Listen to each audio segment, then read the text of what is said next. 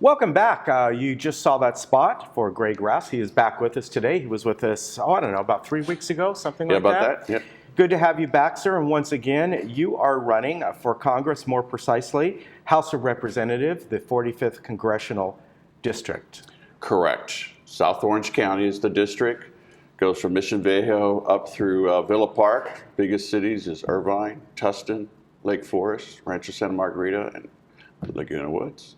Very good. And we wanted to start today talking about some of the ads that your opponent has been put out about you. And your opponent for this, obviously, is Mimi Walters, the incumbent right now. And one of the, she's brought up a couple different points that we'll go over. One of them, in one of the ads anyway, is to put it in such a way you're chummy with the Clintons.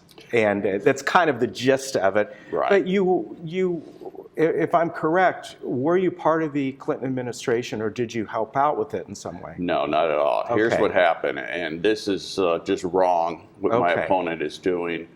It's a desperate move. Obviously, she's behind in the polls, so she's throwing everything at me. When I was a lieutenant colonel in the Marine Corps, I just finished my master's degree at National Defense University in Washington. I picked up a master's degree in military science and strategy. The Pentagon called me in. There was an opening at the White House for a military officer to be the Deputy Chief of Staff of the White House Military Office, which is in the East Wing. Mm-hmm. Our office oversaw the military support of the Commander-in-Chief, cabinet members, and senior congressional members. Our office handled Air Force One, HMX-1 is helicopters, Camp David's run by the Navy, the medical team for the president is military, and his communications team is military. So there's about 2,300 active duty military personnel that support the Commander-in-Chief at all times. If he wants to travel, we make sure his airplane's ready, we make sure the helicopter's on the South Lawn, whatever. That was my job, along with an Air Force colonel, to oversee that whole operation. It was a nonpartisan office in the White House. For Mimi Walters to say that I'm a friend or chum of the Clintons is absolutely false. All right, so in essence, you worked with the administration via the military, not for the Clintons Absolutely. It was a nonpartisan job, very prestigious assignment for a military office to even go there. I would travel on Air Force One with the president, ensure that everything was set up when he got to his destination, period. She takes a picture from a Christmas party that 2,300 of us military officers went, or not officers, enlisted, went to a Christmas party. He held it at the White House to honor us for all we did. You take a picture, click, click, with the Clintons, my wife and I, next, click, click, click, click. They went somehow and found that picture, maybe in the Clinton archives or something, and put it in on TV commercials and hit pieces now saying that I spent Christmas with the Clintons. He has about 10 Christmas parties for whoever, the press, the Secret Service, the military, and that was what happened. So for her to say, I emulate Bill Clinton, I'm a buddy of Bill Clinton's, is absolutely false. I'm a Republican. I was there during the '96 election. I voted for Bob Dole. I told the president I voted for Bob Dole. So period. We need to put that to rest with your viewers. Okay.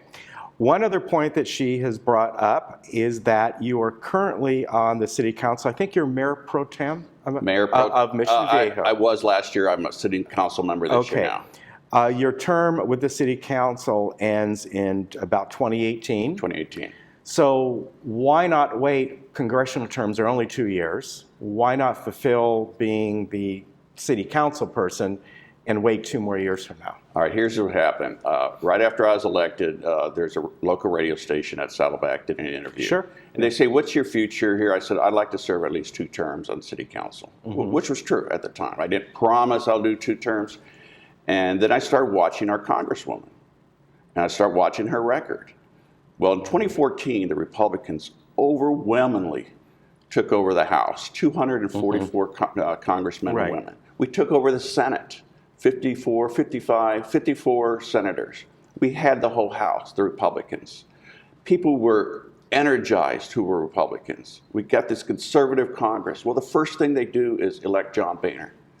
as the House Speaker, an establishment type. The Senate voted for the Majority Leader, Mitch McConnell, an establishment. They just didn't understand. And Mimi Walters voted for John Boehner. And the whole idea of sending this whole new crop of congressmen and women is to bring in some new life, some new blood, some conservatives. And so I started following her record.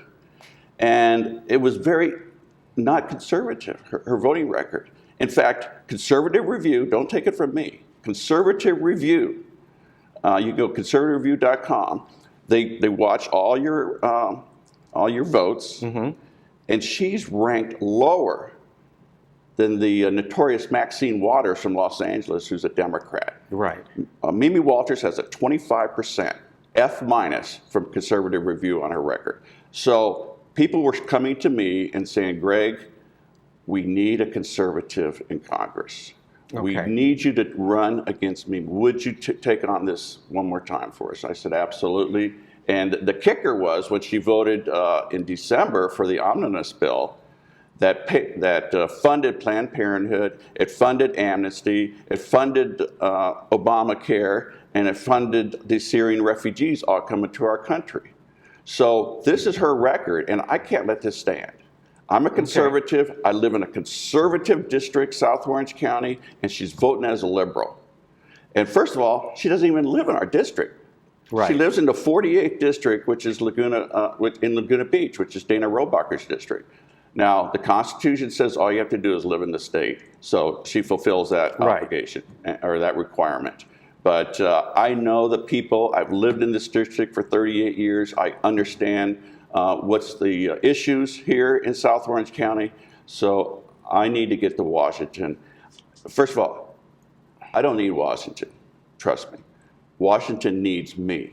Washington needs my leadership and my ability to get things done for the 45th Congressional District. That's why I'm running, and that's why I'm doing so well in this election, and that's why she's so worried to throw these hit pieces at me every day, basically, coming through the mail and on television. Okay, let's talk about kind of what you foresee if you become a congressman, and also the changing shift that we're seeing in the Republican Party.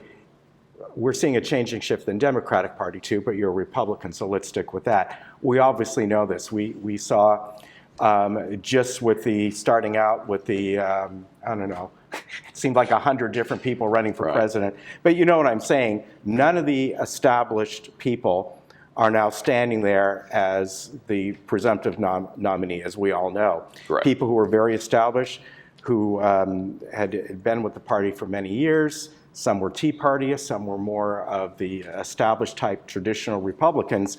They all fell by the wayside. We're again seeing this even in a sense on the Democratic side to some point.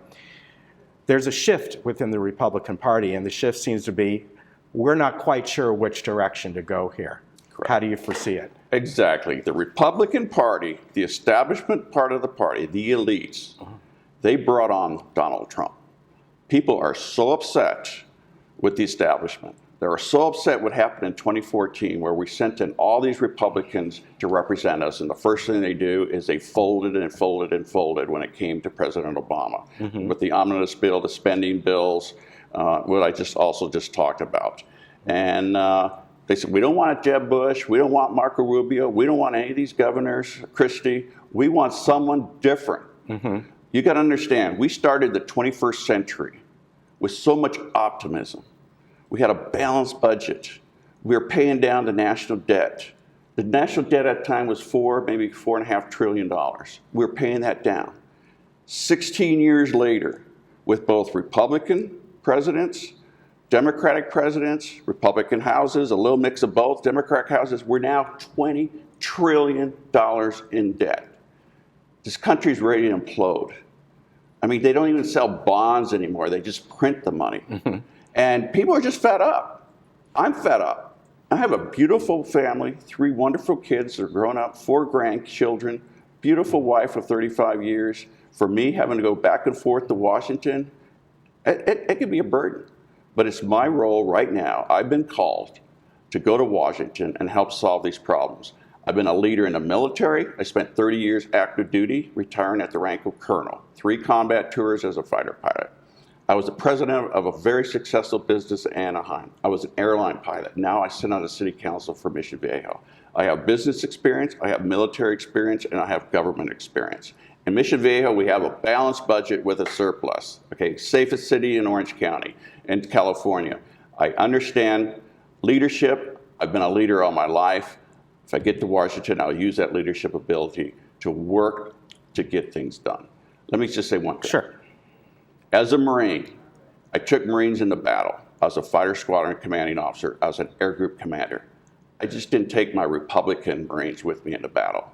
I took everyone into battle. Why? Because I wanted to win. I get to Washington, I will work with both sides of the aisle. I'll work with the Democrats, I'll work with the independents, I'll work with the Republicans for the good of the country. Because I think this country's fed up and tired of the politicians. And let me make one point clear. Sure. Politicians got us into this trouble. And the people are saying, you know what? Politicians can't get us out. That's why Donald Trump is there, and that's why I'm going to Washington.